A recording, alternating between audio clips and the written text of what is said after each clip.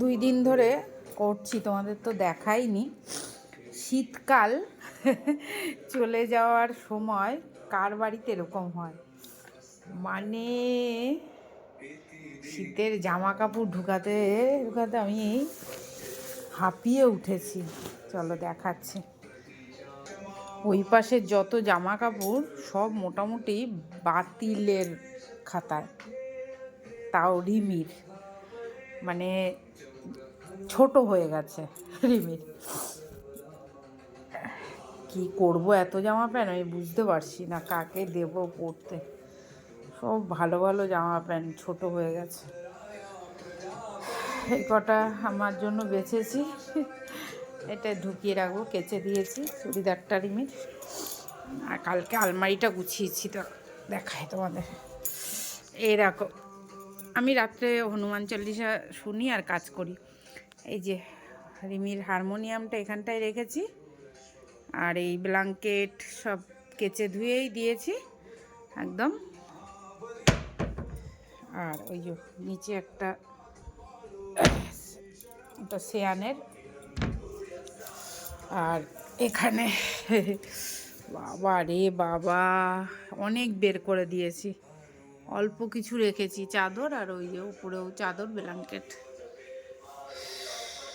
সব বের করে দিয়েছি। নিমির কটা প্যান রেখেছি, আর এখানে কটা জামা। এই হচ্ছে আপাতত। আর আমার আলমারি খোলা যাবে না, সব শাড়ি এর ভেতর রেখেছি মোটামুটি। এখন এই ব্লাউজ আর চলো খাটটা খুলে তোমাদের দেখাই, দাঁড়াও। তো আমার বিয়ের 25 বছর কমপ্লিট হয়ে যাবে, তো ভাবছি এই শাড়িটা এবছর একটু পরে ফটো তুলে রাখবো। আমার বিয়ের শাড়ি দেখো, সবই ভালো আছে, খালি ওই যে সেই মাটি খুঁড়ে যে কি একটা করে সেই সময় সেই জল কাদা লেগেছিলো, এই জায়গাটা একটু কেমন কেমন হয়ে গেছে, আঁচলের যেখানে যেখানে ওই জল কাদা লেগেছিলো। আর সেইটাই হচ্ছে গুটিয়ে গাটিয়ে যে রাখা হয়েছিল, তাই সেই সেই সেই সেই জায়গাগুলো এই যে নোংরা হয়েছে, যেখানে যেখানে কাদা নিয়ে বসেছিলাম কাদাতে, নাহলে কিন্তু পুরো শাড়িই ভালো আছে। তো ভাবছি শাড়িটা পরে একটুখানি ফটো তুলে রাখবো। আমার বিয়ের শাড়ি লাল টুকটুকে একদম, দান করেছিল একজন, কত 500 টাকা দিয়ে দিয়েছিল এই শাড়িটা।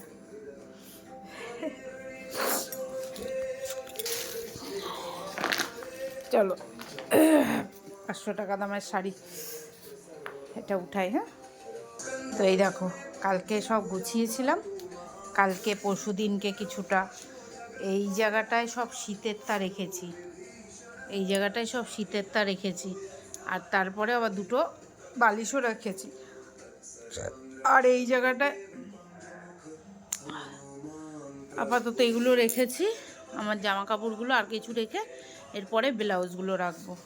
আর এইটা হচ্ছে পুরো রিমির সেকশান করে দিয়েছি, রিমির যত বাতিল জামা কাপড়, আর ওপাশে একটা বালিশ কাঁথা এসব আছে।